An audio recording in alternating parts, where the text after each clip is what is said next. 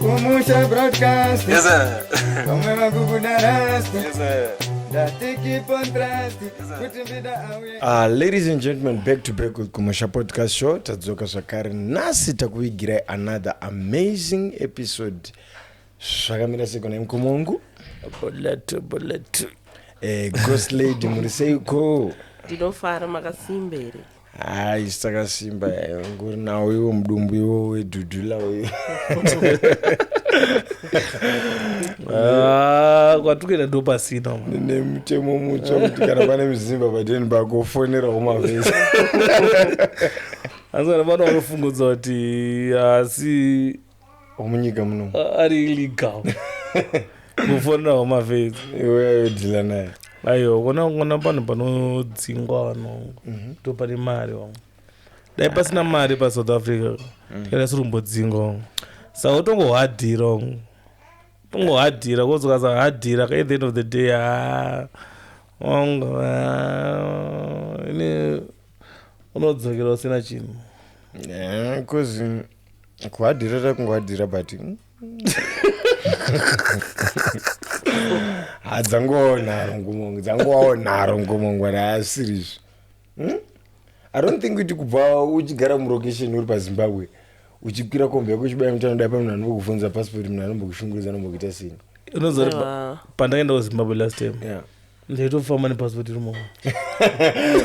Uchijairira zvokutojaira zviya zvokutoti munhu watongojaira kuti passport yako inofanira kunge irimomo. Saka nditotoka kutobuda padhendo tobata ndinonzwa nda passport odzokera mudhendo inoita passport vo unozofunga ndiri munyika medu kusiya passport. Anyways, ngatiendere mberi nechirongwa mukoma tine nyaya dzatauya nadzo nhasi dzatofanira kuti gaga takaenda tichimbopawo vanhu muono wedu tichizonzwawo miono yavo kucomment section zvinenge zvakamira sei. Totangira papi? Tine nyaya yabhudhi ava vekuroora vakanzi mudzimai achazouya vakasazopuwa mudzimai wacho zvachose. Handizivi kuti what's your take on that, because waenda kunoroora wabvisira musikana anombosaramba kwavo ke 2-3 days maybe derish 2 kana 3 obva aperekedzwa obva waemba kwenyu. Manje hanzi vakastika naye manje ari vhiki da 2 weeks da menonanga 3 weeks da vasiri kuuya nayo. zvanzichitumira mari yekuti tiuye. Inini maona ndakaita nyaya ika pakazikamwa munhu pero atotora chokwadi akatumirere mari yekuti vanhu vauye. Pane mari inonzi yebhegi kana wachiroora handi iyoyo ndo mari inonzi ndeyekuti mukadzi wako ateere natete. yakawanda sei mari yebhegi inoenda kana $50 kana $80. Haifanira tumari tudiki tunobviswa matekenya ndebvu wakanizwa nani chiuchiro pane ndonzi yebhegi andi idzowo tumari tudiki tunotanga kubviswa tototo kozva ndoziva kuti yebhegi ikabviswa ndo inoita kuti munhu azoteera murume wake ubata. Saka mari idzodzodzo dzakatobviswa kudhara and there was no need yekuti munhu azonzi chitumira mari yekuti munhu aningirire. Ndiye aida munhu wake aida yakangotumira mari zvasina kana problem izvozvo. Angotumira kana mari yebhazi yekuti vanhu vauye. Inzwai Ghost Lady, upenyu hwatiri kurarama, remember this is 2026 handiti. Upenyu hwatiri kurarama vanhu varitogarisana mudzimba vasina kumboroorana. Understand? Kutongotorana totongogarisana ngokuti musikana achamwari inewo tafarirana. Ini kuti ndizopota ndichikubhadhara rent and punish but unokwanisa kunge togarisana totongoitisa vana tichienda mberi. So uyu kana atomboroorwa atombobvisirwa vanofanira kutowana karespect kamwe kakatoipa. So papa sitori nanidi yekuti anzi vangazodhileya munhu nekuti anzi anobvisa mari yakati kana kuti ukatona munhu atoroora you need to respect that person because vanhu mazana varori hakuna munhu anoroora kuroora mazuva ano ayo unoni chinchadaunzisa nechoti chadaunzisa nechoti pamari 3575 yataona mufacebook vakashaya here $20 yekuti munhu akwire bhazi aino murume wake. It doesn't make sense. Mari anatomboshaya but wanga asingatodi. Inini ndatsva ndikuti unoona kuti unoda kuzoona kuti vari kunzwa nabamunini aya and fake kana kuti patori face muridzi webhebi pateam iroro. Alright, kana patori face muridzi webhebi pateam iroro kuti ndeve fake saka vanhu vangu vagovana mari kudhara. Pasisina mari. Mari yanga yatogovaniwa. Kana mari yazoti ngaichibuda kamari ikatadza kubuda. I think panyaya there's more to it zvatina kuudzwa isusu. Nani? Nevanhu ivava pavakataura nyaya yavo pane zvavasina kutaura because sekuti mufesi uyu nemusikana maybe vakazonetsana after uyarora baby varati handichauye ikoko. Aiwa because it doesn't make sense kuti munhu abvisirwa mari ozongodecide kuti according to what we heard, it's not like it was the girl's decision. Decision yemaparents pakuti maparents ndo akareceiva mari. Ivafana kuudza mwana wavo kuti iwewe mari yako takatoireceiva pano, mari yangu tatoireceiva pano. By this time wafana kunge uchiri pano. Wafana kunge wachi kumba kwako ndo zvinoita mubereki akarongeka. Mubereki akangwara mwana wangu anoona kuti iwe kwaningi vaya vakauya vakabvisa mari. Zvazvo zvakanaka kuti newewe ndonogarira uchi ikoko. So manje according to mwana wangu vanenge vaida kupama kumurodza kuti second round. Kana dhiri rekubudirwa nemweya kuti munhu azotanga kunonzwa kubudirwa nemudzimu wangu ndiri mushari ariyo. Unoona chinhu chakaronga ichi akutora chokwadi inini according to maonero angani chinhu chakatorongwa mufesi is desperate for marriage this guy and zvatogara itaura kuti don't be desperate for marriage guy just because you are the prize and yes so this guy was so desperate for marriage kuti team iri rakateka advantage and because ukada kumuona mufesi unasoda kumuongorora anotanga noplayer number 2 futi zvezvo ukada unozomutarisa kamira apa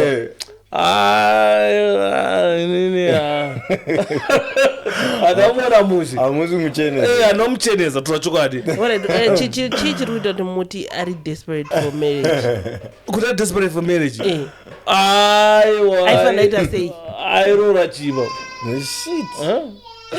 aiwa amana amira awa liye muchimupinda nayo kana achidaro Melissa pinda nayo kumbedroom mama ikanopika naye kuti kanganira apa kutoimba zvake nechishakadari aida kunzwika chimba but hatimbotaure pakuti iwo kana uchifambisa kamera yako you must be fast and ifambe fast ungodai alright ndita kuti idai kana uchidzoka futi so that unoona kuti paunozoda unitarisa nindatopedza kutaura and then auda kuzodzorana limit anenge apedza futi kutaura saka unofanira kuti ukati vakagara vakaibata tinginogona kuitira izvi kuti anenge achingotaura ngwere aiwa nangowaibata but just be fast nekuti pane sava itangire kunani alright tatichiri kutaura panyaya dzekuroora ngoma munhu haufaniri kuva desperate nekuroora munhu yes kwete kuroora munhu but kutongova desperate about marriage zvadipenda iri patongo kusvika 40 pasina kana asina kana hwana aimi makatanga mufesi iyoyo anotosvika 40 chiroora ayo but ukona mufesi ari kunzi this one is not the first marriage and it's not the first marriage, it's not the second marriage, hanzi it's about 4 or 5 ere saka wai akadaro antisaka mukuona kuti mufesi ndiye ane problem panyaya aiwa ndokuva desperate kwatutora pane problem the first marriage yakalasta 5 days I'm telling you 5 days first marriage yakalasta 5 days second marriage yakalasta 5 days third marriage andikuuzenauzokungovenga mfesiri ndazvionawo inini kuti about 5 marriage haakangana but ndikuti saka mufesi ndiye ane problem musati he's desperate akasikamwa mari and stuff but yes it might be a situation yekuti iende ane problem pakuti mamarriages ake anaumbolasta nditi but kana achiroora akachimupai mukadzi wake handarore koza ndingamboti ndatenga tv maugara netv yangu shop kwenu musingazinziri tv yangu aiwa munhu akaroora manje akuita take advantage of him ari kutoziva kuti uyu ko ane nyaya dzake dzakawanda ndo zvinocheresa zvatachambutaura zviya you know what this guy ari kuroora vanhu vasingamude chazvinoza ruda kungoroora ari kusangana vanhu vasingamude hakuna munhu anongoda kungoroora is not that patient enough to find someone anomuda ari tsvaga vanhu vekuti munhu wekuti ari kutanadza asingasvikire in a way ane the capability yekuti mari athinga anayo yekubhadhara but ari kubhadharira vanhu vasingamude instead ungoenda kumusha kunotsvaka chakadambuka gumbo chake okubhadhara kandotora life sometimes wrong is not about kuti munhu akanaka nemahips akazodii and it's about peace aichokwadi amahips nozona kuti hana basa kana usisina rugare hipi unongoona unge ndove baba life tsvaga chinhu chako chakadambuka and afanira kunotsvaka chimunhu chake chakadambuka gumbo kana chisingaoni kana kuti chine zohani aiwa munhu angaite peace ere amana kana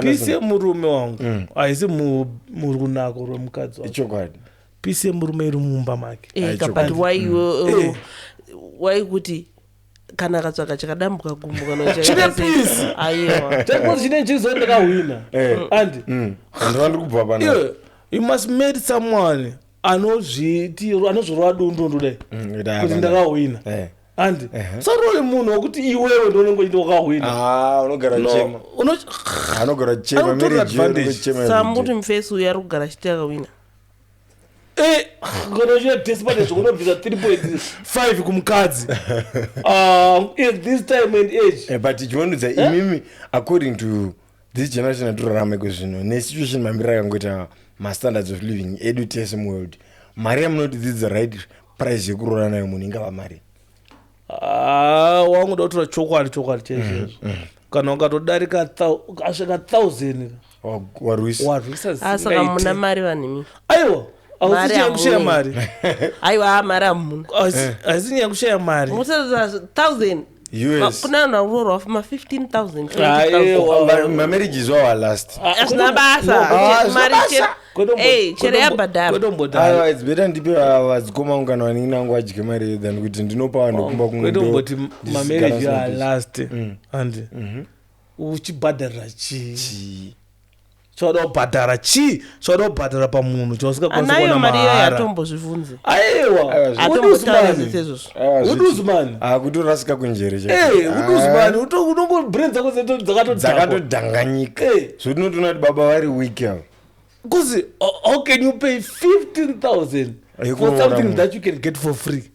But how come? How come? Someone was getting it for free in Mavradona there. But besides, even ukada kubhadhara chinhu chacho unokwanisa kubhadhara $5 and still get the very same service. Zvinhu zvakasiyana panapa. Ndikutaura chinjipi, ndikutaura munhu. Like the human being munhu wacho. Cho chinhu chisikwa. Chisikwa chaMwari. On. Azvozvo chokwadi. Yava munowana mahara ndo maduzman manje. Aiwa. Vanoenda mahara. Zvafanira kuchechera $5 azvinambonyanya the difference is the same.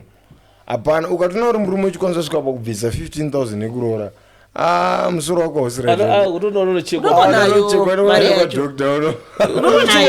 unoonekwa washaya iri zvimwe zvokuita nemari kana unopa vanhu vatenge dhibhi remombe kana kujairosi jiro anoona kuti kunodoneta mauche zviri nani dani kuroora 15,000 vanongotora saumba kana usingati buda tsvagawo motora saumba futi.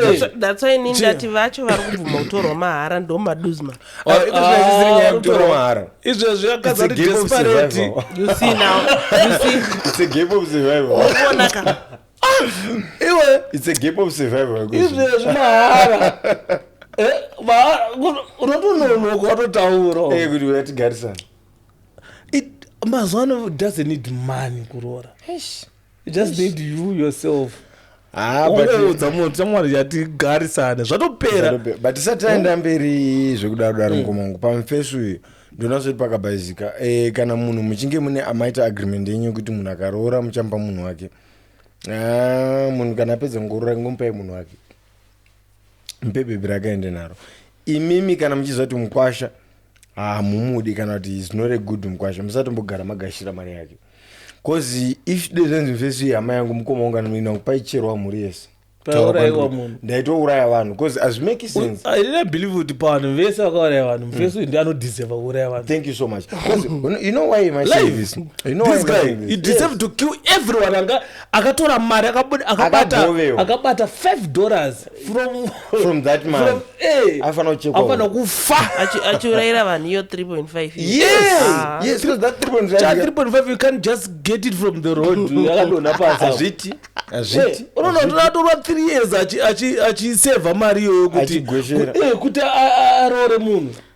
Indouraya munhu wese anamborova 3 years mufesu atozvijaira. manongona mufesu yatozvijaira arunza akatozvijaira akatotibhadhara aitofixwa mufesu akatogonekwa. That guy akatotibhadhara izvezvizvo atoenda chimhanya kudirivese atovachera vese tomboti tingoti nopedzera kuti chero anofungidzirwa rakapuwa chenji naye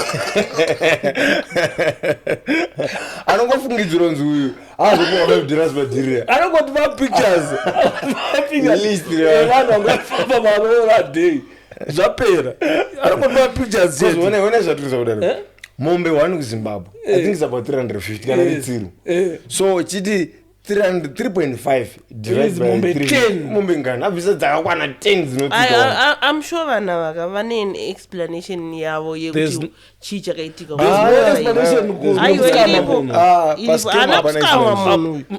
Ana uskamwa inonzi daylight robbery scam inofanira kuurayirwa vanhu. Exactly, not zvimwe zvechiurayirwa vanhu zvezvirisi uyu munhu inourayisa akangotorerwa advantage yamunotoro sevarume kuvakadzi zvakurwadza manje zvakarohwa isusu totora advantage izvo zvamuri kutaura zvokuti chii zvokutora munhu mahara apa manje akazorora bhangoroho 10 not zvandodaro ndozvinotourayisa izvozvi mocherwa iworit chimbonudzai mari kupenga dzinza wai mufesu yakaroora ka5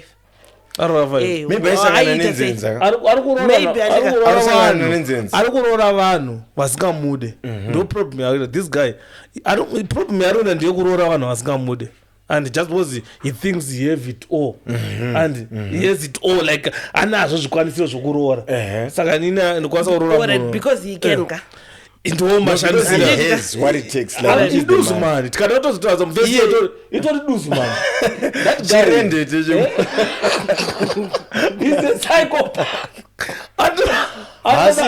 antodakutinisa kumatrix that guy matrix ichamugona zvakutodawo magaya zvikana makandiwo pane madhimoni mhepo dziri pari dzivona kasitourorei tikada kuzonazodzitedza tikona kuti unoti musikana yatoni vana vake vatona musati angaroora muvana nemari iyoyo ini ndiri nhama infesion ndatochera iye kwete vanhu vakadya mari kuudza kuti noshoresa dzinza wangu tora mari mombe 10 unoroora munhu akachera mhuri yese mufesu yakura it doesn't matter chivakura is old no it doesn't matter varume vasanditi old uchibvira 40 because for life begins at 40 varume vanokura sei no man varume we mature like wine so ndo zvinoitika ghost lady varume havakure kana vane marika usina mari wotangoshedzera kuti ye chichi munonyepa imi munonyepa zvounobvisa 3.5 pamunhu anzwa zvipanoonamahara iwobvisa mari psychopath right matrix aichatomugoni munhu wakutodakana naye wemadhunyakeni mazeni pills emapills mamwe vanhu vanodhunya anopoapona zvaakazoita this guy is stupid akaita sei vezuko pamusoro pekurwa bhegi anga asada bra dance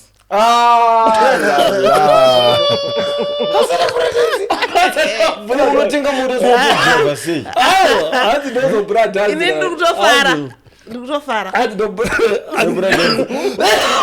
haidu zvinhu bra dance kana ndaroora is weak exactly hautenge moto usina kutest driver hautenge boots usina kutanga wambopfeka unoita ndopfeka size 9 because 9 kune 9 small cut kuita 9 inenge iri big cut saka uchitenga boots yako tanga wamboedza boots yako unzwa kuti ndiri comfortable nayo here uchizonobhadhara dai kunzi musikana wacho maybe is 19 saka akasuggesta zvinezvi toti pamwe this one is a virgin ndiani akasuggesta kuita se usabura dance mvesika idu zvinhu mvesi akataura akati ina ndikwanisa ndotanga ndaroora like ndo culture yake it's a good thing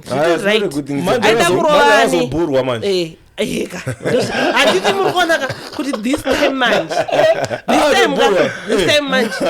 zvachinja manje mufesi ndiyaburwa manje mubhebha aburwa panenzi varume mire apo kana suti yacho yanga apfeka checho utoredza kuti haitosirika nekudhe haitosirike kudhe suti makupasa mwenyu suti yacho baba aitorineine kuroora baba fambai naye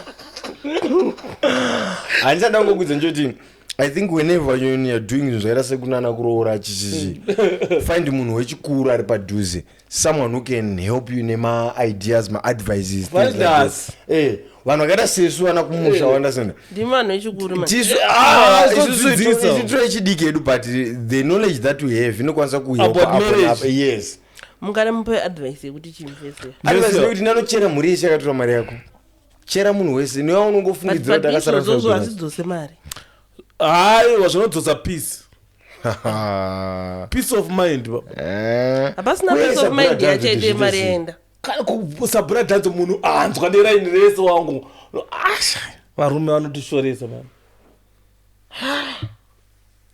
alright tell me something saka is there any organization here kana chiri kubatsira kuti first we arifundiwe mari yake chief chief akataura kati mudzosere mari yake akatopuwa kusvika musi wa30 August alright ko avo varifana kudzosera mari vakati hatina mari yacho vakatatina mari yacho vakatota vana vanobhadhariswa vanobhadhariswa chief I think vanobhadhariswa kwacho zvemachief do you know kuti machief vabatire padenga vanhu vaya vanosukanda munhu mujeri machief ne nyaya dzinobva machief ziyaza dzinoenda kichief akati ndaitadza yakuenda kupolisi yakutonzi fraud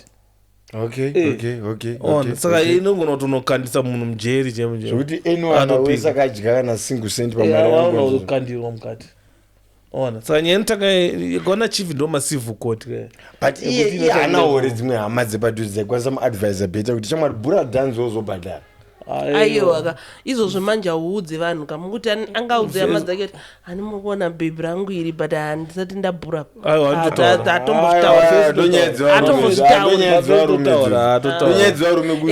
munotaura but mamuudza nechokwadi aitonyepa pamwe aitonyebera mafesi ake kuti mukuona apa pandakatopedza kudhara mune system yekunyeberana hone izvi zvimanje nyika yese zvapachena manje uchanyepa uchiti chii aiwa tikatonyeba kuti akagasa tikarohwa konoti ndikatokunyebera kuti ndakatobhura dhanzi ndisina ndikatonyebera kuti ndakapedza basa ndisina but you know what that guy I need to sit down with him pasina mdara kuti uyu is like brains ake chaizvo handifunge kuti makanonoka takatononoka iye zvaifana kuita musaifanaona kumusha aifana kufolwa kumusha kudhara odzidza zvoti dei nhasi tisina na nyaya yakaita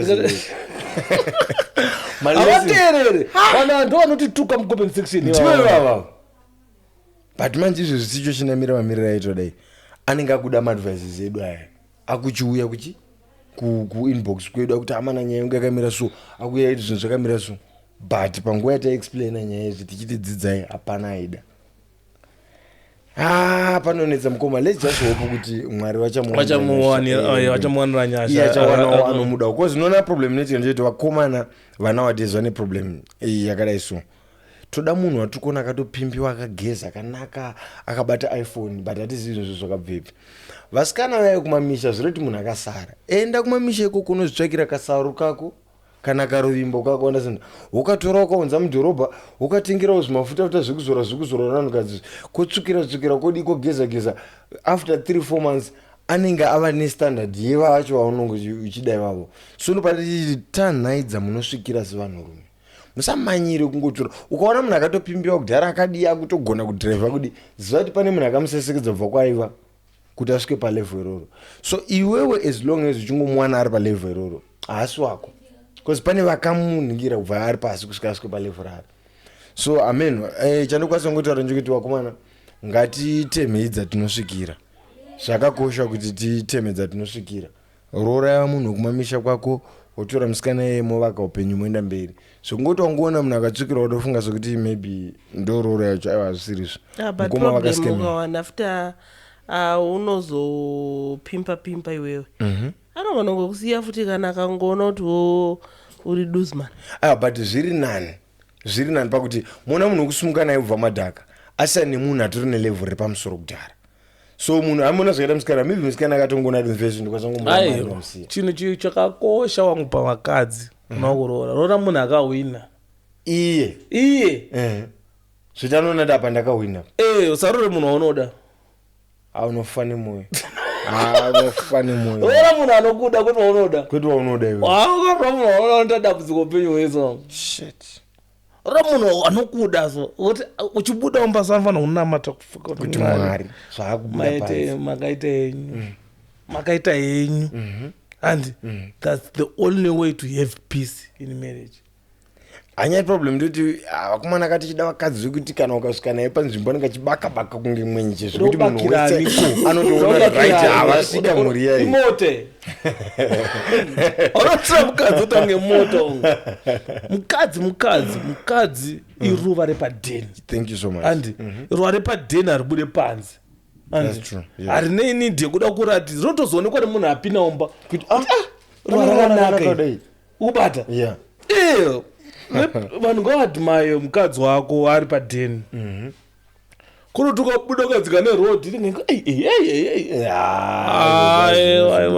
pero ndoti laizatangarama mazuva vakomana ndozvavari kuda isusu aiwa zvokubhura dhanzi uri kunzoko its fine but noti zvokuisa padheni apapo. That's a very good lesson. Samuti iye munhu angawana akaita sei mahipsi uko noude zviri kana chifamba vaziikeindingine ndo pakuzocheme atengadodya dega chifadheni ubata sinuka mbomanayo kumbopinda mumba zvinokumana nachitambira machitera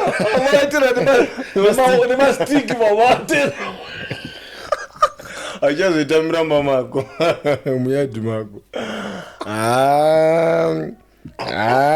aufani kuzodzidza the hard way. Ufana kudzidza zviri izi aufani kuzodzidza the hard way. Hamukoma kwadzidza the hard way.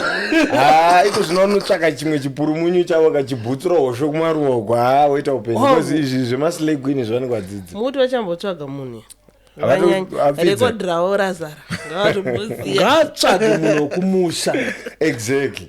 And ndinoti kumusha unotoona munhu akatotsiga atori down to earth asiri kana patiktok ari kumusha asvinukawo mazuva ano.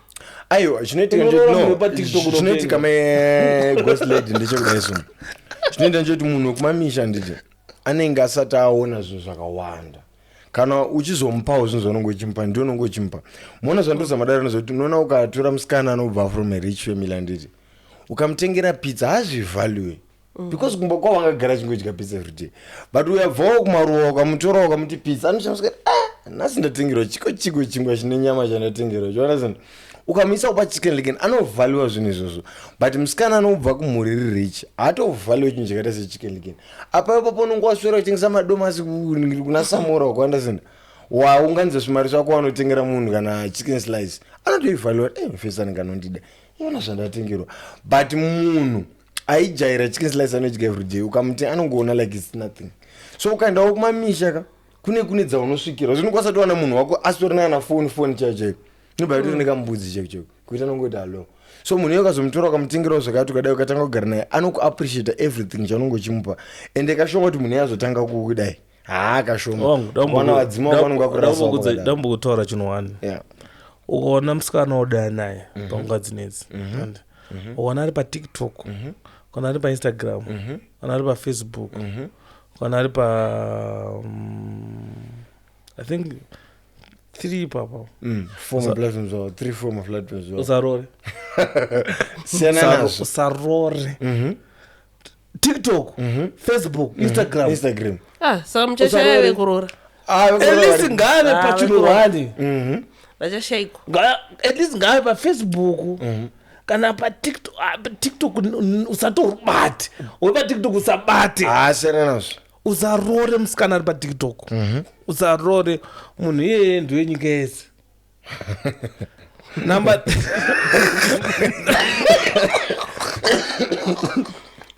number 4 usarore musikana asina blue tick pawhatsapp usabati ukaona bhebhe rako rine whatsapp isina blue tick siya usabate ndoyenyika yese manya tiza blue tick is a sign yekuti vanhu vanotaura navo vakawanda exactly sokoti iwewe unondavhura message yako haufaniri kuzviona yes ibhizinesi rei rauri kuita ari kutotengesa munhu anotengesa pawhatsapp ungaita bhegirota harina auona kuti riri online rekoti harisi hauzivi auzive pawhatsapp kuti ari online rekoti harasi hautombozivi siya usarore ngobhura dhanzi chete wakaenda bhebhi risina blue tick ngobhura dhanzi wakaenda siya sarore zvafanana nevasikana anoti kana achiita foto anofuratira kamera kadai uri kuratidzei kukamera ukuda kuradzana kuona chiso iwo kuratidza kumashure zvinei izvozvo kwaiko uzamada kuti oratika zviziva zvigozodii musaita unge hamuzvifariri zvoti munhu anosvika pakamera omira oisa kamera omufuratira kamera udomudii udatione goziamana nandi zvinotoitirwa imimi munozvifarira aiwa face the camera kuti hai guys ndini uyu ukaona vanhu ivaoga ndo vanhu vanozonetsa maprofita kuningirimo kumazambara wakutsvaga marriage isingatambi wapedza 5 years uchaedza vanhu ningirini Burkina Faso vachisa malike so but amona nyaya ndikambotaura ndikati vakadzi vazhinji vane Burkina Faso havarespect ndavagariki navo mudzimba azviti ukatoona uchitsvaka munhu ane Burkina Faso tida kuroora ndokaomfeso wako wedu ndo medzisiro yazvo unochema misodzi neropa ndati zvoti chiro magaya kakunamatirai pasi nyaya chiro makandiwa kakunamatirai pasi nyaya pane nyaya ye this other lady akadisturba Roora murume wake it's alleged kuti mufesi akatora mari mumba here vanoroora mainini okay give us this picture mari yakatora mumba yaiva mari yake kana yaiva mari yavo vese nemukadzi handizoti vanoti yavo vese ndeipi andeyaya kuti maybe let's for example mune mudzimai wenyanda muruti mukashanda ka100 rand moya moti mai mwana shandisa 50 uchengete 50 mangwana moya ne 300 moti iyi chimboisa ari padeni ari padeni kana ari padeni ndiyangu but muri mese kapachirongwa titese pamari arutochengetwa futi izvo zvatisi kuramba but atimboti murume ukaenda kubasa ukanoshanda mari yaunoena yasisiri yako kana ari padeni hawo kana ari padeni because mukadzi uyu hazviroti iye anokwanisa kutadza enda kubasa anokwanisa enda kubasa oya neyakewo moisa pamwe chete but iwe unokwanisa daiwa iwe gara padeni inini ndichahadhira kana ndahadhira ndoyana alright set up padeni atizive kuti chii chaitika but zvinonzi mufesi uyu akatora mari padeni okay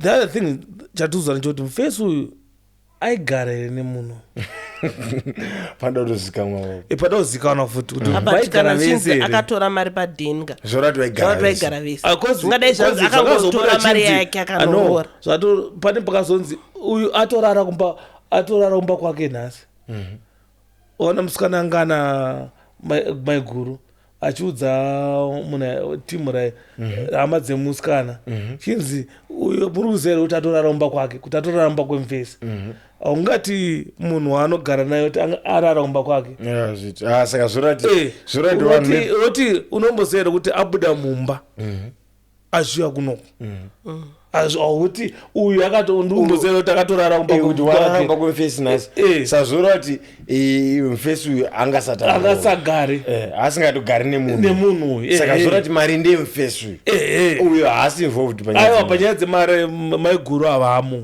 from what I've noticed kana what I've seen paconversation yavaita vanoratidza kuti vanhu havangasi kugara vese maybe anga akangomupromisa kuti ndichakuroora ani uyu mufesi uyu maybe anga akapromisa musikana kuti ndichazokuroora uyu wacho maiguru acho maiguru vato nevana vanenge 2 nge 3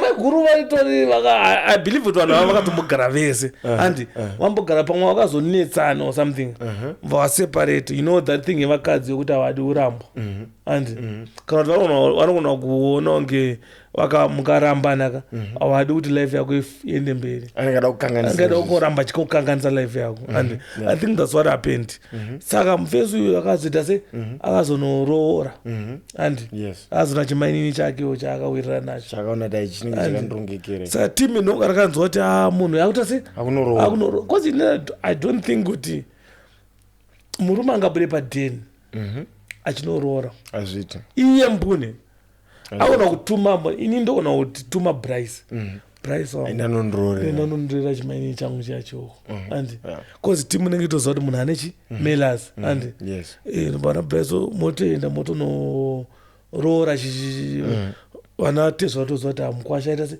asvika ubata saka ndo zvingade zvakaitika owana ini ndakuenda inini mbune ukwavharisa kune munhu aringoramba zvake dhiri richiripo but hakusina dhiri bcause mona problem netika ndeyekudaiwa you find kuti maybe mukadzi wekutanga uyu aitoona mufesi uyu serombe achiona mufesi uyu semunhu asina urombe but then azoona kuti fesi uyu yakarongeka akutenda norora akuda kurwina everything misei musirumbotora nyaya iyi pakuti maybe mufesi uyu ainetsana nemukadzi pamwe aitorova mukadzi vainetsana aurove munhu ka andi oenda unoroora mumwe azviti aiwa ka vainetsana vasingawirirani ainetswa pamwe mufesi aitonetsawo hazviite kuti unetse mukadzi andi ounoroora mumwe azviti ungatoramba uchinetsa mukadzi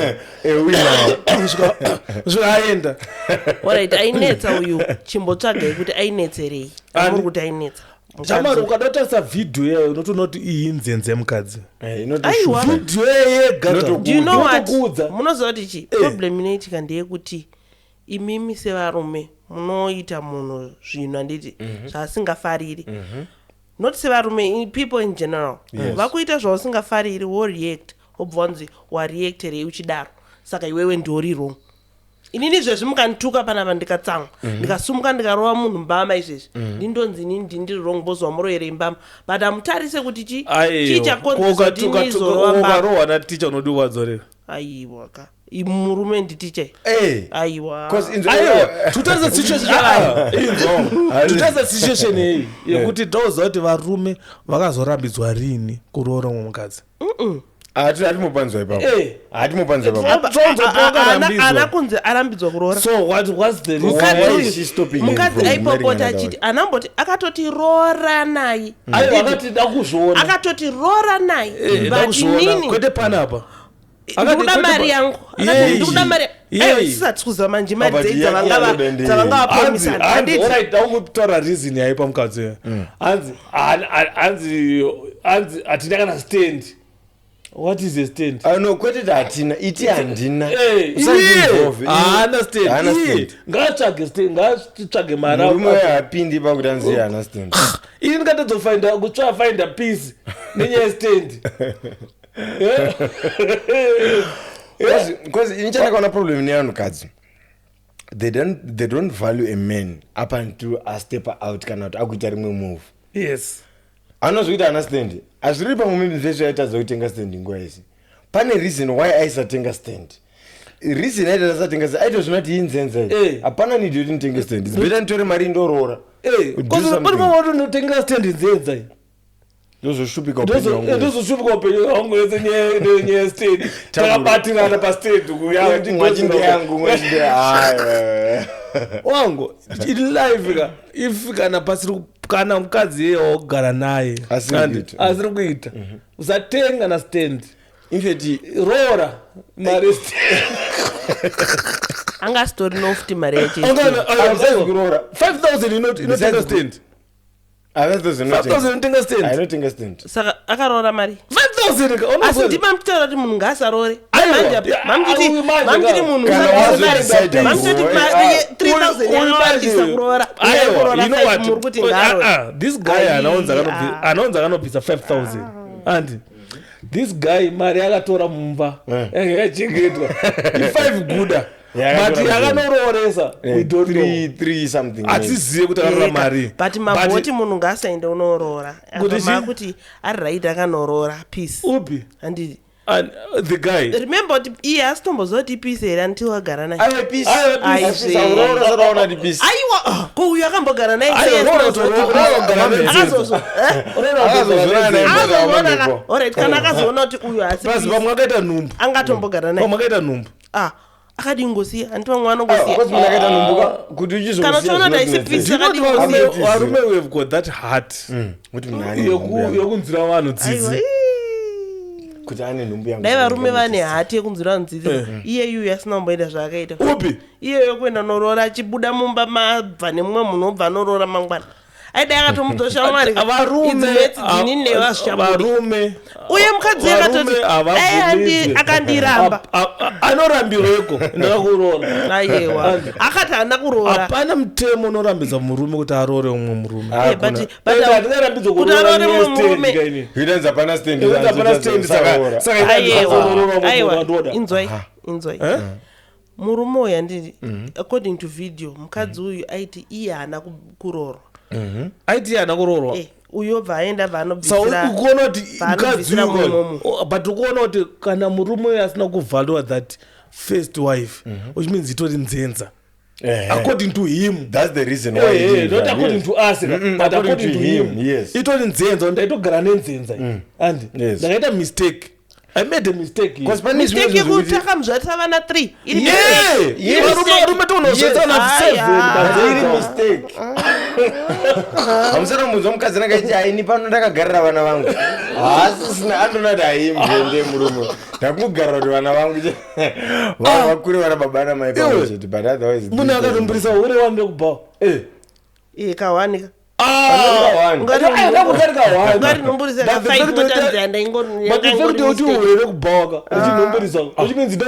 nzenza ka7 irumba mango ininji problem ndinoitwa nevarume ne problem iyoyo haichero madhara ndakagara nawo pasi vaitongondionesa kuti mukomana usaite mistake yakadaro.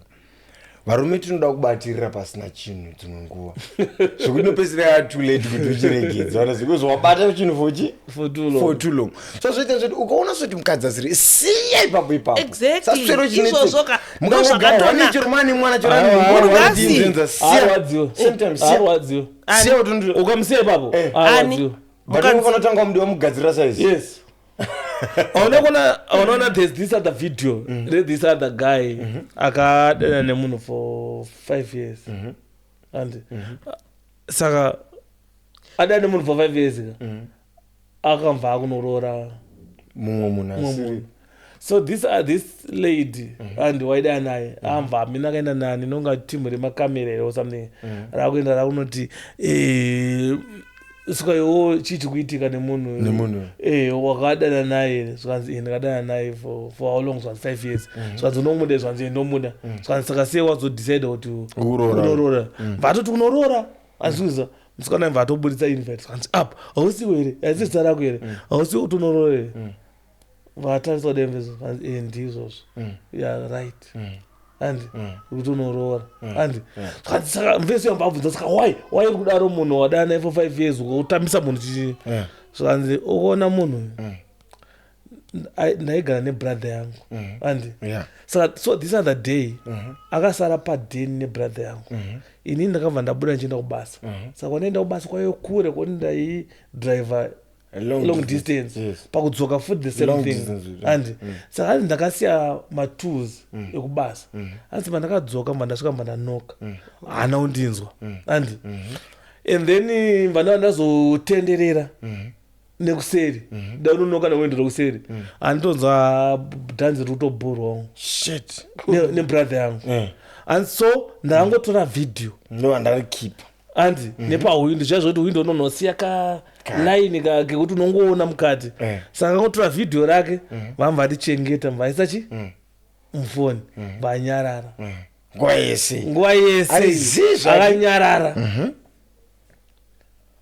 hanzi I didn't want kuti uyu asarwadziwa so ndaida kuti atanga asafe afile the pain ndozomunza kuti ona waipurwa dhanzi zvokuti hanzi dai asina kutouya kudai dai angozongosiyana neni aenda ndaisamuratidza but nenyati makundikonfranta ndakuchikuratidzai saka iye akabva ati chimanje pakuti dhanzi raibhurwa musikana hana kuramba atota baba atangati switch off the cameras. I don't know, there's no switching off.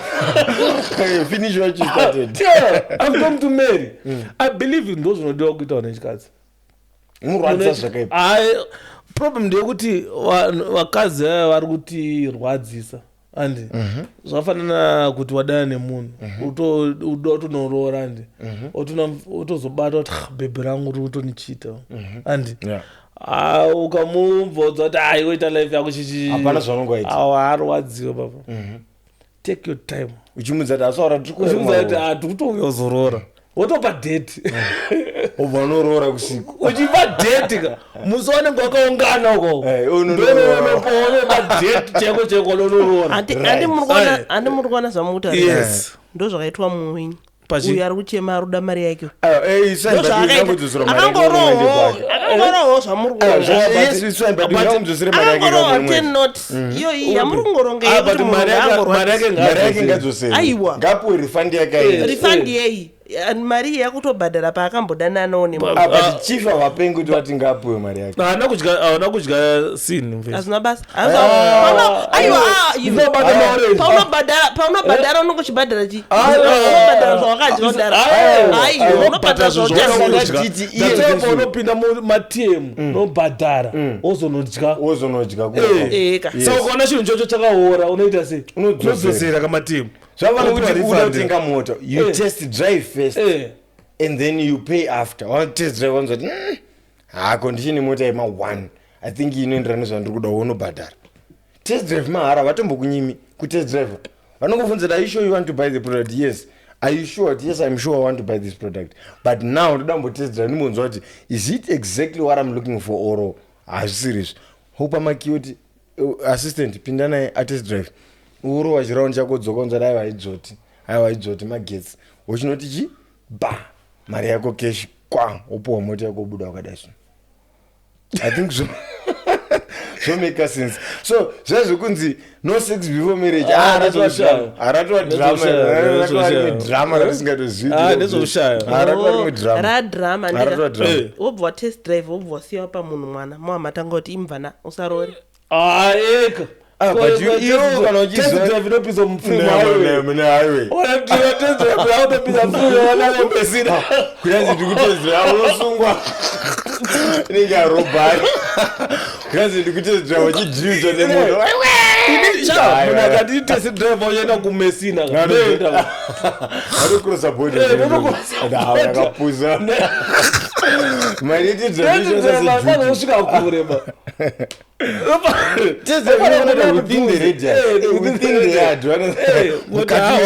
wazvionaka kuti gunanzi right chitsvaka mari uyu bhadhari kuzikudoti test drive zvinodosara mwana isiri test drive apemanendrive watopa munhu moto yotomupaura aenda naye kwewiki ozeobhadhara naozeapecheswa azviti izvi zvikatestdrive munhu anenge aitest drive unotomudza kuti wangu itest drive ufanira kutoita zvoti pamwe wabvisa mari itest drive ngonzwa mbija nodzosera mukana you understand not zviti ungada zvototiitira rusha rokuti iwe ungati ungablame here ungablame vesi kuti atest driver kusvika munhu aita mwana can you blame the guy? I'm not saying you can blame the guy. Ndikutaura kuti imimi kana mazodaro ndimi futi munodzoka makuwanza futi makuti ye uyu siyai but ndimi madamage mota aiwa takadamejana vasavanokazva neproblem iyoyo mukoma let me address this vanofunga zvokuti kana muri panguva iwewo murume ndiwo uri kubenefita but mese munobenefita at the very same time hazvisiri zve ndizvozvo saka why is it like zvoda kungozonzi murume ndiyadai murume ndiyadai mese muri kubenefita but problem ka ndeyekuti pakubenefita kwenyu ini ndine disadvantage. Yes, that's your own problem. That's your own responsibility.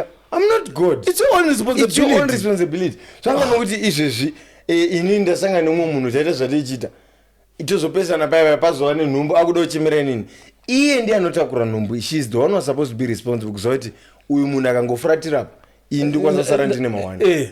So from the word go afana garagadzisa nyaya dzake from the word go tisataenda ku. But problem nemchipa munhu mahopes ka. Mahopes ekuti aiwa hachi. Mahopes sandarora. Hakuna munhu asingapo mahopes chero tichanokudza kuti tesa ndiri kupa nhasi munhu esanopasa. Mofoira mesa kuno live ndani. So zvisi zvikuda ndikati ningi. Kana uri munhu wechikadzi andi musati warara nemunhu andi pane one pane kondomu nechirume. Exactly. Kwenda kondomu nechikadzi. Yes. And yes. Itu magedho ajamba ya. And alright, pekutanga pane no sex before marriage. Yes. Waijamba. And ko vakazoti protected sex. Waijamba foot. And wajamba uzoti ma morning after. Wajamba foot. Unga blame murume but roasted chicken and forget uda to anoita uda blame murume ajamba mukadzi yes because more in that ghost lady just about this is the coin and it really two sides kune head ne tail papa diri rinofana zati munhu kadzi ari ma disadvantages munhu rume ana advantages tikwanisa tikaita zvadaide zvezvi tikapesana ini kwasa toita kwandiri kuenda ndiri free ndisina na dambudziko iwe unokwanisa zoti after 2-3 weeks uzodiscover kuti pane dambudziko rakatoitika musi wayo. Yes, you understand.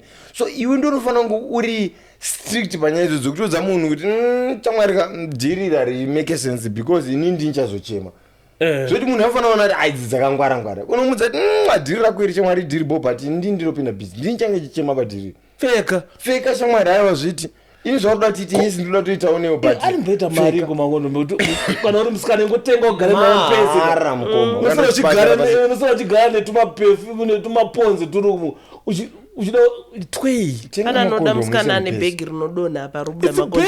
It's better because you are doing it for yourself and you are doing it for yourself, you are responsible at least totenga makondo mako uri munoisikana oisa mbeki and mukomana wako unotomutsa shamari inini sini ndotogara naro zvoiti kana kati azviti ongobudisa munhu kuti iri shandisako I know kuti zvokwazvotina munhu off but zviri better kunatotenga ndachizoti unoshaya kuti ndanchinyumwa nhasi kuti chandisika nekatsika because ndatenga kana atori mashops ayo unotoanika mazoro kune maslipika unatotenga 11:45 wanifonere wewe na kuti ndiyo kumba kwako wona 11:45 naichotenga masina because naitira kuti ukazoda undudza kuti hauna ndo pambudisa.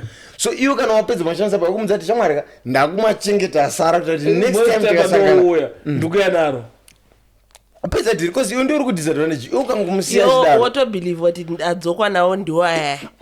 Let me tell you something.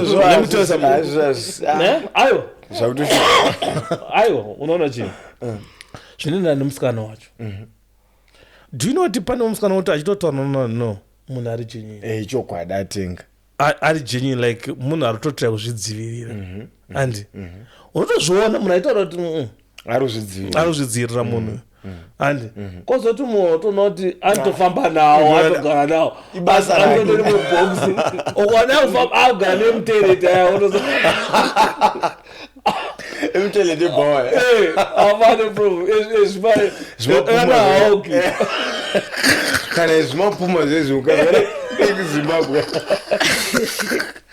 ana gara naro munhu achisikana garawo nerakukondo munonhuhirira mubhegi kana kubaya mauya akadai kuuya mazuva machi ameno madhepo mawataiyo notadza kubara kana watadza kubara tozama mwana obara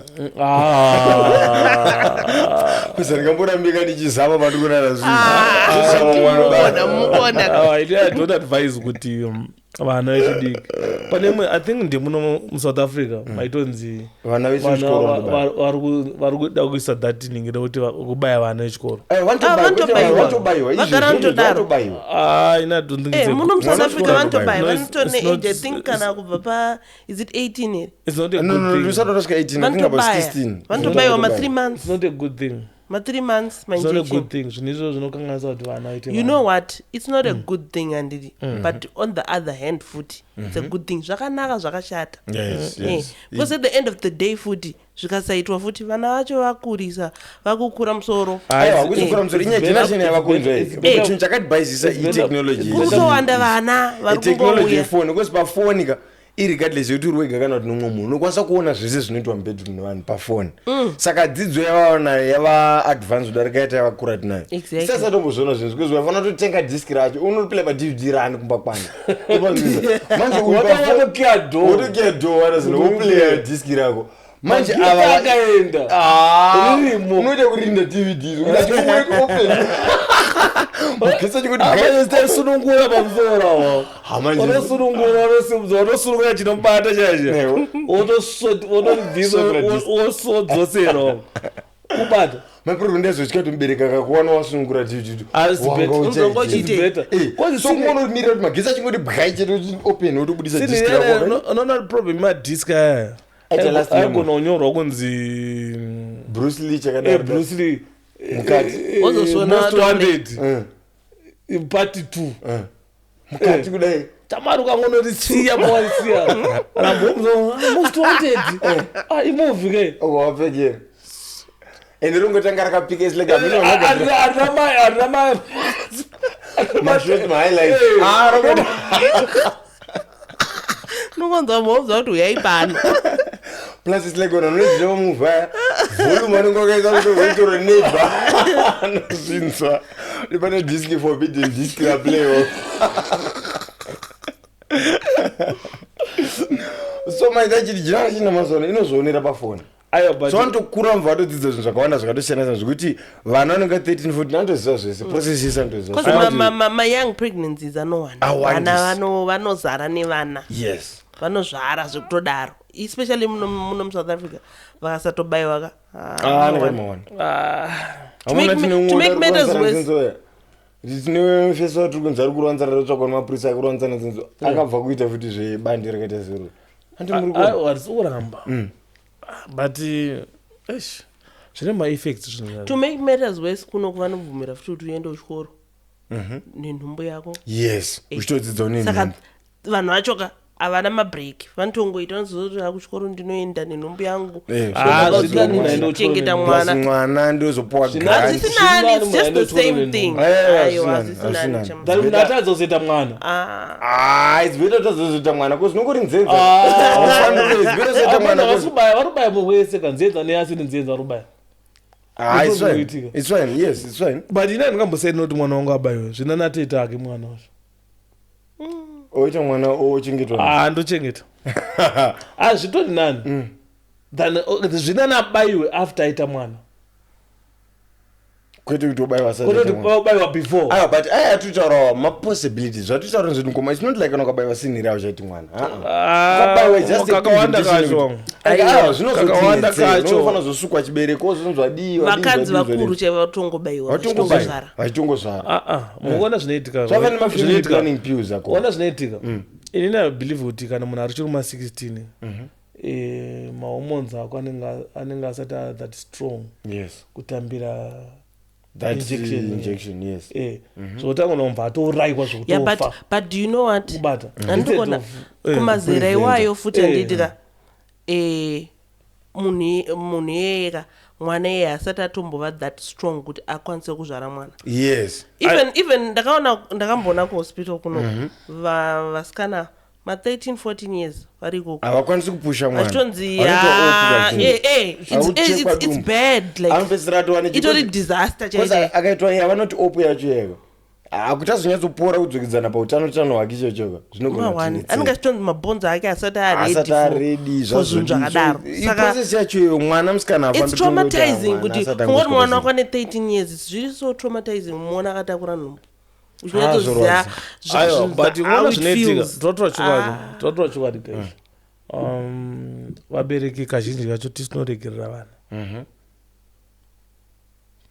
vana tokupa vana vachiri vadiki that room yekuti itako zvaunoda yekuti unotoona kuti mwana wangu ndinoti mwana akuona mukomana unotomuona kuti pashata shasha yakuita chiziva and the other thing atambotaura musi kuti dai zvaibvira kana ari mubereki wechikadzi kucheka vana wake exactly zvakakosha very important toti kana kuti panopera mwedzi pega pega kuti uya pano ocheka ona kuti achiri here and like each and every man let it be a routine zviti andogara icho chikaita musikazozati andochekewa and kuti mai vangu kupera kwemwedzi kwega kwega vachinditarisa and izvozvo zvinoita kuti vana vatye and kaniliti kana azona 19 years uko 20 years ai wangu ilife yakwe kana pandakakuchengeta pakakwana ukazoitawo pambiri ukutanga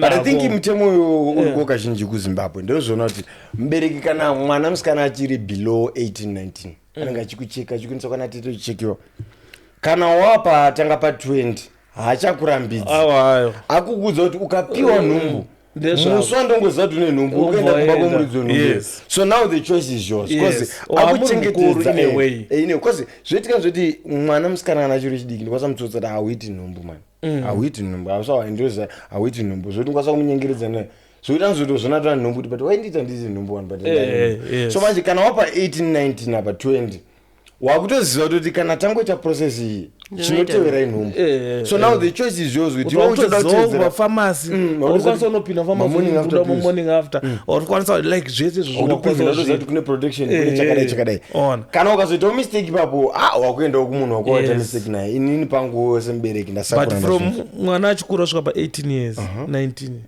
anofanira kuchekwa at least after every month achionekwa kuti boyere nokuti iye anotonga aitoziva kuti mai vangu but I think kurovawo mwana futi kwakanaka ngoma mwana anofanira kugara aitoziva kuti ambereki kwangu akaziva kuti ndiriita dhiri rekushayari panorowa munhu zvinoita kuti mwana ave nekangu karespect kozi wamboona mwana asingarohwi anopindura kana mai vake vachiti chakadai ndichazoita aunati uyo anamborohwa mafoni evana anofanira kuchekwa kuti ukatigara ngori achimonipayo kuno unogona kungotopedza wiki kuti wiki rino rese foni yako ndini ndikumboishandisa uchicheka uchiona ndimere vataitaura kuti alright pana amai vakatakura Arthur umwe musi so Arthur akabva areceiva foni ari mumoto akanzwa achitaura shona amomusi echomundeveli wabva vatanga kutaura naArthur so wangoita conversation kuti wangoona munhu kuZimbabwe unoza muSouth Africa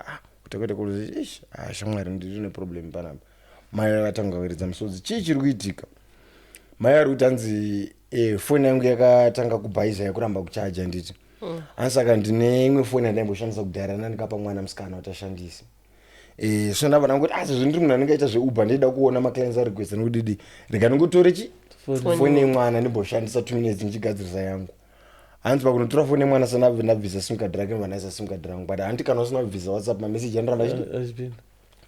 Hanzi mai vakazvitoona kuti pane 3 maNigerian arutodheta mwana apa mwana achitoenda chikoro grade 10 11 or so but this year maG ese apa pa process vanhu vese pa conversation kaverenga kungazi panotangira pane panotaurwa nezve sex nema morning after pills.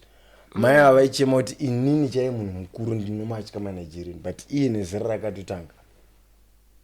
Saka kana mitaura nyaya kuti uchekwa kwefoni yemwana zvakakosha singaiti. Kangoti gare ende aufanira kumudza kuti ndichacheka foni ka. Kungoti akavara road achimhondipa heyo ndimboona something. Akavara asati ambofunga kana kudelete ngoti mbondipa heyo ndimboona something ngotora foni. Umbopota uchiscrolla uchiona kuti zvaanenge achiona. Because I think chero pakuscrolla pa TikTok soka foni inokubudisira kuti munhu anga achiona nezvi. Kana munhu anga achiona nezvebhora undoramba uchiona more feeds about bhora. Ukangoona ukatanga uscroll kana chibudisa more vids about zvinhu zviri bad utoziva kuti ndozvaanenge achiona pafoni pake. Saka pakashata semubereki wamazuva ano it's very important kuti tigone kuchengetedza vana vedu by all means by any chance atinayo. Pakashata dzanhumba vana vacho dzanhumba anya vana vacho vari kuona zvakawanisa pamafoni technology yatikwadza right. Ngatiendere mberi nechirongwa mukoma. Pane nyaya yamujaya Holly hanzi akadai kubata chibharo mwana wechidiki panoitwa sei? Anyaya inenge kunyeba inini nyaya iyi otora chokwadi zvacho kana mwana uyo ane 14 years handi kana mwana uyo let's say ane 14 years yes anofanira kutanga kusunga mubereki wacho. Why mwana ane 14 years unongarare hope here mwana wako ane 14 years achinorara munhu kwausuzwa kuti arara kupi? That's a very good point. Mwana ane 14 years anombuda sei pamba achinonorara kupi? Yes. That's the question. Anganga ari kupi? Unosvika pakurara hope. Anganga ari kupi? That's the question. Ndokuti pakataurwa nyaya iyi zvainzi mwana uyu paakabva kumba akanga ari kupi? Because you know what? Atingablame mubereki wemwana uyu. Awo. Because mwana uyu pamwe paakatobva kumba akatokumbira akatoti ndikuenda kumba kwa kana kuhama yake. Fona kumai wacho wekumba kuhama iyo. Mona ghost lady muna nemwana wake musikana angofanira kuti izaira kunorichengetedza handiti. Ichero mwana akati ndiri kuenda kwatete achitosvika kwatete iwe unongo infact asati asvika kwatete unofanira kwatombofona kuti asvika here zvokuti paanozosara chingonoripindikiti pakera noti iwe mai vako kuti uripo here iye andosvika toti mama ndasvika kwatete after 30 minutes nai tete aripo here after 45 minutes tete moza upenyu hwakurarama mazano asikanawa aripo here mwana uyu uri panzwisa ose mubereki unofanira kugara kuti uri overprotected by any means. Kana mwana wako akati ari kuenda kuna tete kana kuti ari kuenda kufriend kweshamwari yake kumba kweshamwari yake mini usafone pafoni yake uchimutsvaka fona panhamba dzamai veshamwari yacho exactly uchitaura nemwana kuti ayo unofonera mai veshamwari yacho ndokumbira mumupe foni vakati kofoni yake kuti aiwa andikwanisa kufona pafoni pake that was maybe hako no inini nyaya yangu pairi ndepekuti you can't blame the parent because pamwe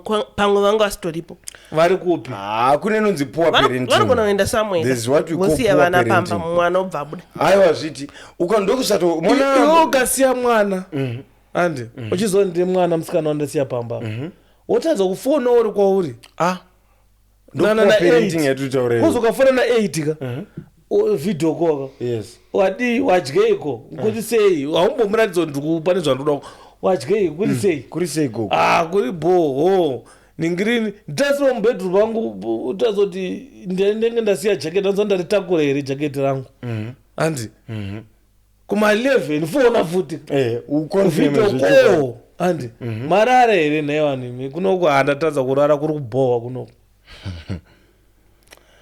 panonetsa munhu ane mwana wake semubereki you need to be extra careful, you need to make sure kuti you protect mwana wako by all means.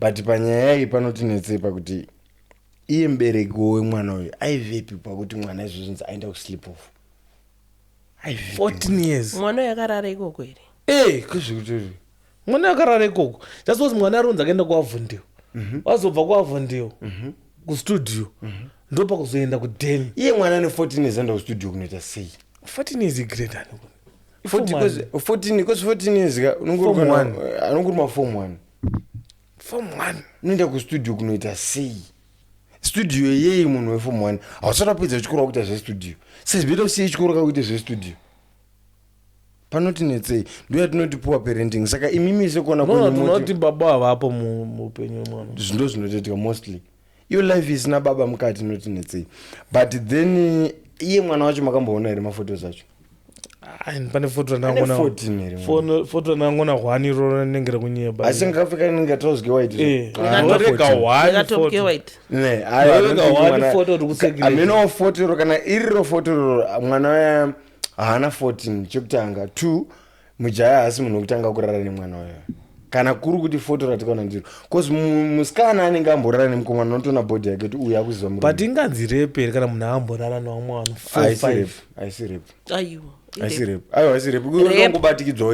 kurara nemunhu uchimumanikidza asingadi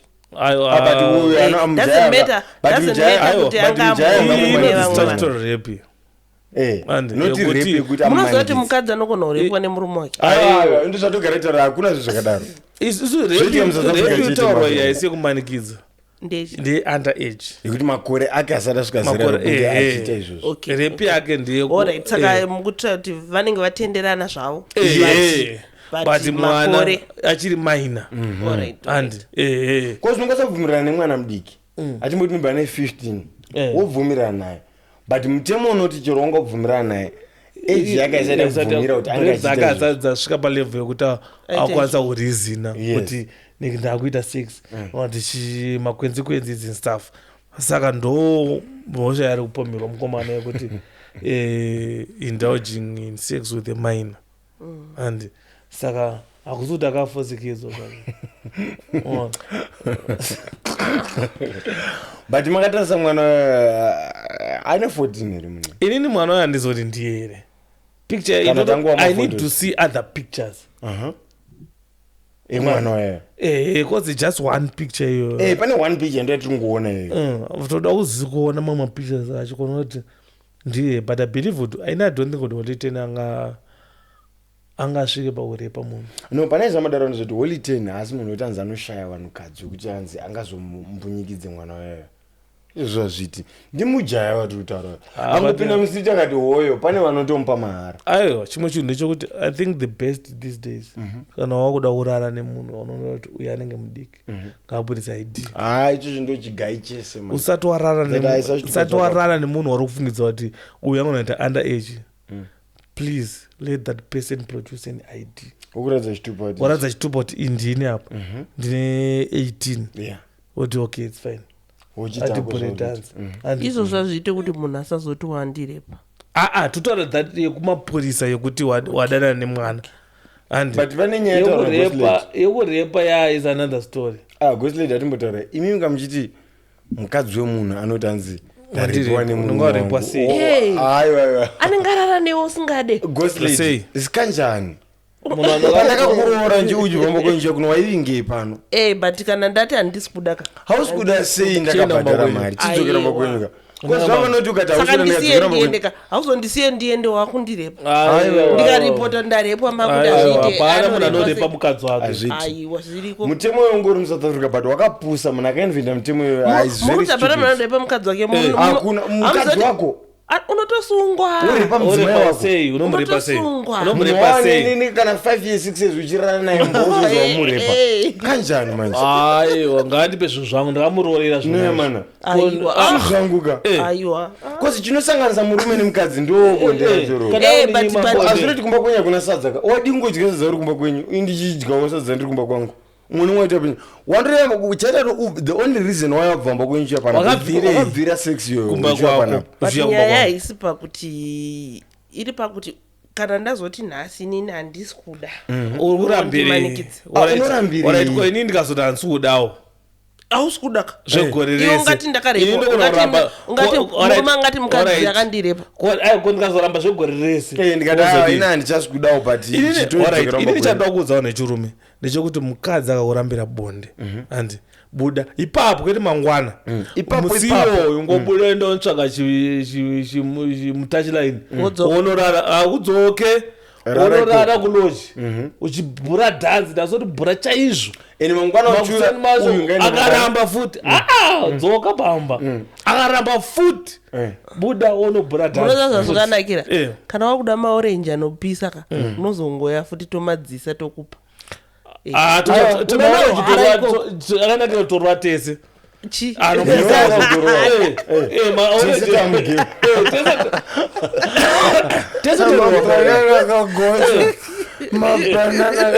azozotanga kurwanzirani pari pari anozotanga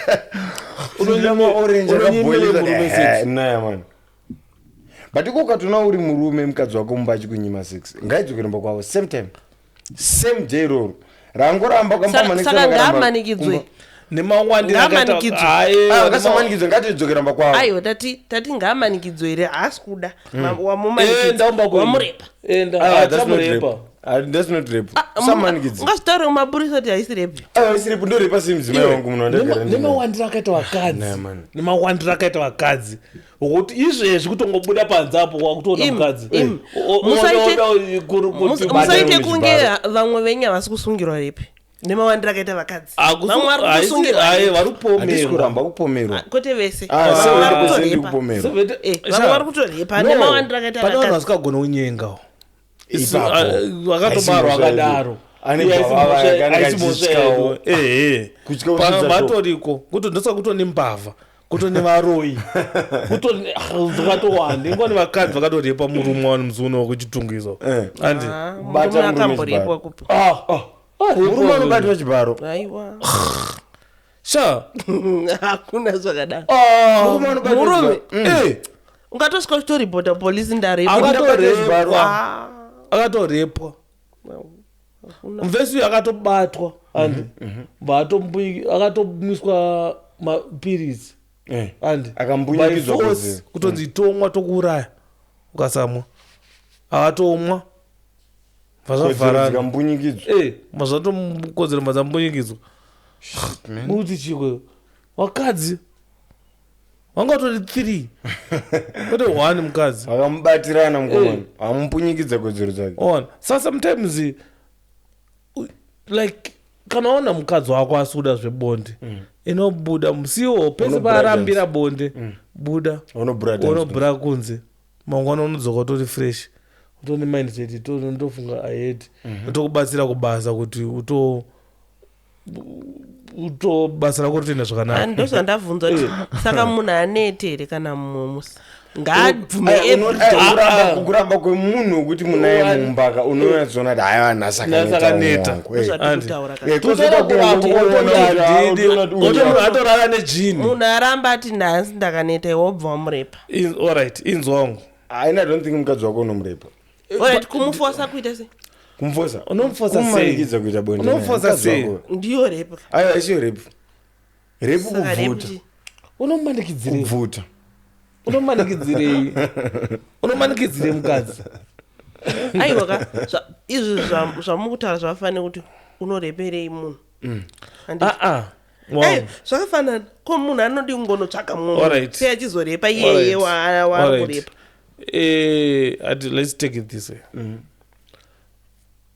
wasvika pa10 mukadzi wako andi ombva wamuti wambopura utanzi ifet hautauri unotanga utopinda mukatopinda magumbezi wakutotanga kutoita zvamunoita andi pamwe omvaita se ombva aramba obva kubvisa andi unganonomubvunzawo zvakanaka kweindaro andikudza kuti chamani asi ndasora ndichiwacha magumbezi ndakafizuka chero neonomuzoza bo andi kwete kuti munhu angoti haina sikunzwa mirei hatisi kutaura nyaya yemukadzi pana toti ibhebhi rako handiti ndo razonoripota kuti ndarepo rakudzoti inini handisi kuda unosiya saka unozomureperei unomusiya kana akati asi kuda immediately papo kutomusiya enda ndikusiya zviri ndokusiya muzvizoroka ndokusiya zvekutoita kusiya zvachose zvekuti chero mangwana tichatotaudzana tofanira kutaudzana tikasataudzana warwadziwa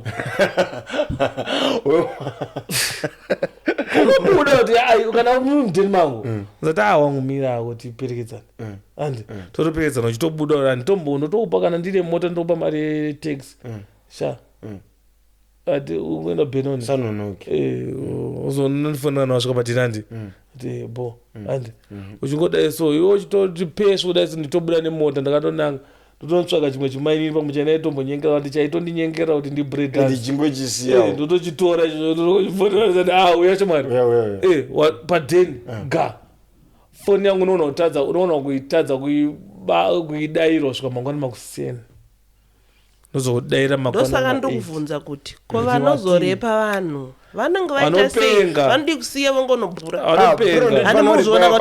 vamwe venyu vanotopenga vanotopenga but panoripa vanhu mozasamudana chichiti munhu anenge achitoda zvinhu zvotoitiwa zvotopera ozongorikola aega but ndinenda wesirotemengu pesa ndiripo ndozvinoitika kazhinji kana kuti anenge achiespeta kuti ndichapuwa bhegi bhegi rarotadza kubuda ozoti uya angandibata chibharo understand but otherwise dezvenzi wakangomba mari yamamawirirana iyoyo zvaide maybe zvinhu zvinambotosvika ikoko sicho chinade chinamboescalate kusvika panenge vachinzi wabata chibharo so kazhinji expectation yemusikana ikasazoitika according to maexpected anga achiita ndo panokwanisa kunzi warepa vazhinji vacho nakasina kutorepa munhu yanga ndiwe munhu anga achitokuchidzira dhanzi kuti rinyatsofaye but nyati dhanzi rapera manje akufunga brain dzazouya kuti kurepa and most of the times kurepa unotangira kuri kuda kuti munhu abhadhare kazhinji mostly aitangira itori police case yakutori munhu ada noripota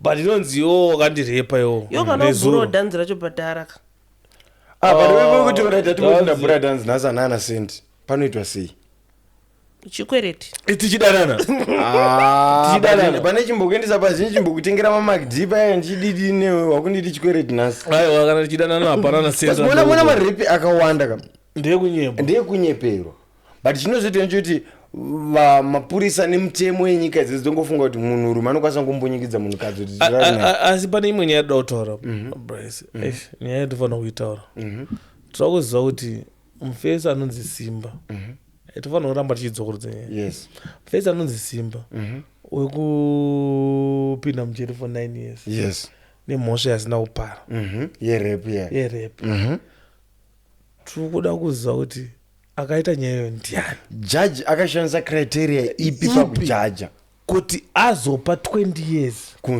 kumfesu akatesta kupi I believe kuti as a country nditi kana nyaya ichitongwa nestate pane watinoti maqualified doctors vanokwanisa kutesta kuona kuti zveshuwa sexual intercourse yakaitwa kuitwa so vakashandisa criteria ipi kana ravangoti alright Simba ndiadaro alright Simba mukati adoyazozati vakashanda mutovo upi wavakashandisa pakutonga nyaya and I think also panyaya yanti mwana uyo ainza anga nemakore mangani ainza nemakore mangani panguva yacho atoka noma 9 years 8 years yusika panogona pakashandiswa nyaya kuti mwana uyo angari mwana mudiki saka zvaakangotaura ka zvakatongotorwa but wonaika inzwa ighost lady mwana musikana kana achinge arara nemunhu anditi unokwanisa kutozoona kuti ukaenda like madoctor besides madoctors vanhukadzi vanotoziva kuti uyu mwana wayo arariwa naye kana kuti haana alright hatijambi ipapo titaura kuti nyaya iri kutongwa nestate zvofanira kunge pane maqualified doctors akatodedzwa chero from whatever province yaimutichekere mwana kuti akararwa naye kana akararwa naye rini understand because unazvozvokwanisa ndokwanisa kurara nemwana mudiki ndovana kuti baba vakarara nemwana mudiki nezuro potochekwa mwana potonokwanza akarariwa naye but not nezuro pototorwa baba vavo udovharirwa but baba vavo vasiro vakarara nemwana and mwana haana kurarwa naye nezuro muri panzwisisa so zvinhu zvakadaro zvinhu zvokuti panofanira kutestwa zvishuwa baba ava ndiwo here because anopari mablood samples machichi pone kwanzi masamples ndiwo here zveshuwa and zviri kuitika panapa zviri kuenderana here nesituation manzwisa zvotatutaura so manje kana ivo vangotora munhu akakanda mujeri vasina kutesta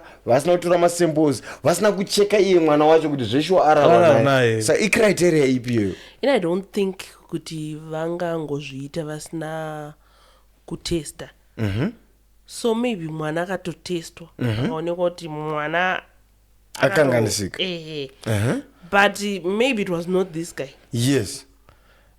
But akaona kuti mwana akanganisika pamwe nyaya yakazoitika yakazoripotwa after some time anditi saka kuti pachionekwa masamples aya and stuff papasisini but nyaya inoripotwa sei sometimes ichitazoripotwa ipapo ipapo cause nyaya dzeripunononzi mwana haana kutaura panguva iyoyo akazozvitaura kumberi alright ipapo ndiri panzvisa alright anditi ngatichijamba ipakuti iye akutaura kuti anobatwa chibharo ko uyu angari mujere for all these years akazonzwi kozi nyaya iyi kai yakutoradzwa kuti tine vamwe vanhu vari mujeri vakawanda vakanyeberwa andi saka tauda kutanga kudzoka mumashure kuti sei varume vari kuomeserwa nenyaya dzemarepis pasina tasanyaya majeremaya amajeremai fanira kunge vari mukati vakatonyebera munhu majeremai fanira kunge vari mujeri right now as we are talking umona kutaura unyoro unonga kutaura kuita podcast watotokuno majeremai fanira kunge vari mukati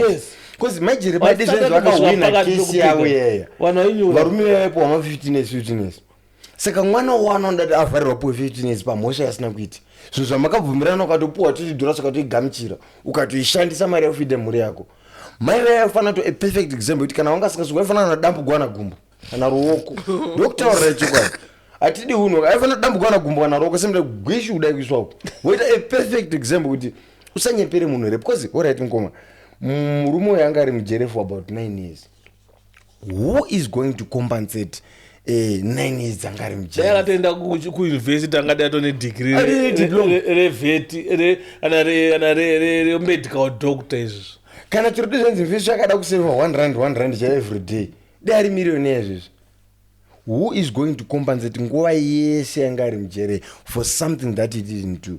Just think about it. De ari mwana mai wakuinzi apinzwa mujere asungirwa mhosva isiri yake akusvika pakunzi azongobudiswa because like right now no one is saying anything about it. Yes, everyone is relaxing. Dangari mukadzi izvozvi vachistrike isho marodhi vachitaura nyaya ye gbv ye zvazvodai aiwa hii nyaya it was a sad story. It's a sad story. Yeah, it is. Ainindorasoti mukoma the best thing ndeyekuti jaji akaita nyaya ingasungwa kana akasasungwa mufeshi handijera tojera ngamuchere jaji its fine zvitori beta ngachere jaji iye ake ozoenda unopika zvechokwadi zviri nani its beta kuchera jaji vabereki vemwana uyu vakati iye mufeshi uyaripa asina anovachera futi vakafa ora kana vakafa at least ngosavarikira vaikosa wavhukunyora wasiya mabhonzo wapachina kozimbukadzirana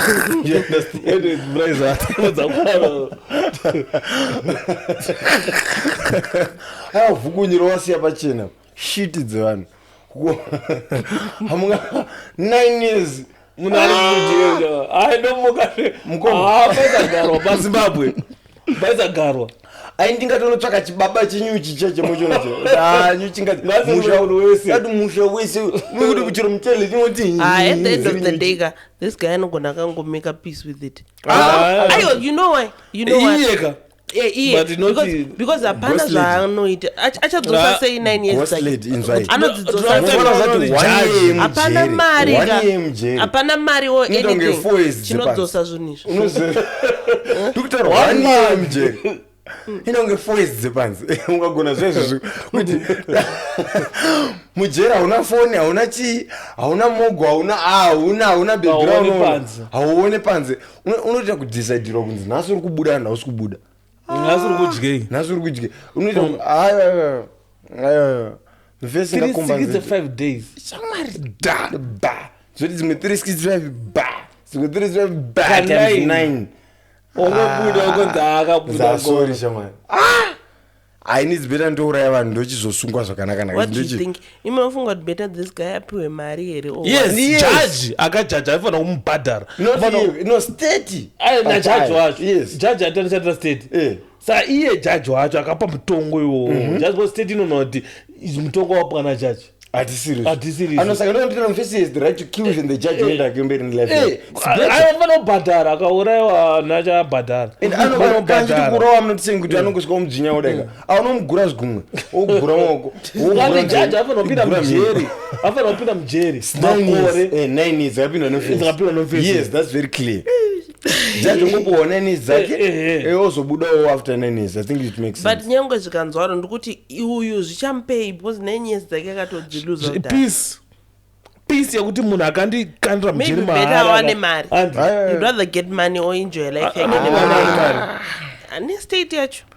Because I think munhu akadai state inofana mukompensate about 100,000 US at least. That's the best they can do kuti state ngaingompa kana. Because now he's married ka. Ane mukadzi. Inini yakunzirwa akatorora izvezvo abva mujeri. Akarora abva mujeri. Akawana baby akatorora. Andanza atone mwana. Ayo munhu akabuda rinhu. Abuda last year I think. Ndopakazoita dhiri kuti awana baby rakarora. But yes, I think care should be the best. Compensate because pa 9 years up aikwanisa kushanda enough zvokuti akwanisa kunge achichengeta mhuri yake in a good way. Saka izvozvo I think kana vakamupawo mari katingoti kuwana ma 200,000-300,000 it makes sense. At least compensation you ongosevaivone mhuri yake ukwanisa kuchengeta mhuri yake achina mberi. But mfesu akawana chance ngachere judge and the judge anyatotala kuti vari kuZimbabwe South Africa akawesta mayezi ake ari mujeri shaikwa judge because muna nyika yetu kurarama ino iri dangerous zvekuti 5,000 rand chaiyo yakawandisa pakuti ubhunyiwe. 500 unofa 500 rand chaiyo tiri kuzama daro $50 munyika ino yatiri ukareswa kutamba unorwa pasi. You go. Mukona this guy akazobuda mujeri asina kana chinhu to the extent yekuti akutsvaga baby akatori nyebero kuti ndine machikeni. Ndokuzoti ndibvume rakatobvuma ndine mutengesa machips and chicken ndine machikeni.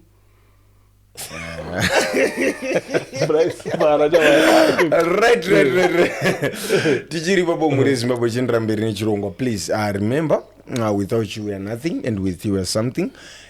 Maconversations edu ndekuti tidzidzisane tionesane togarisana same munharaunda zvakakosha. Kune vaya vanoda advertise mabusiness nesu we are here for you. Please pane numbers dzatichakuisirai kucomment section munouya to advertise a business renyu irregardless yekuti muri kuZimbabwe muri muSouth Africa muri kupi. We are free and we are also flexible to work with you wherever where you are. Chero ari overseas kunana England as long as you need us to advertise your business we are here for you. So thank you so much muri Zimbabwe for viewing, commenting, liking, sharing our videos. Without you we are nothing and with you we are something. Thank you so much. Toleka.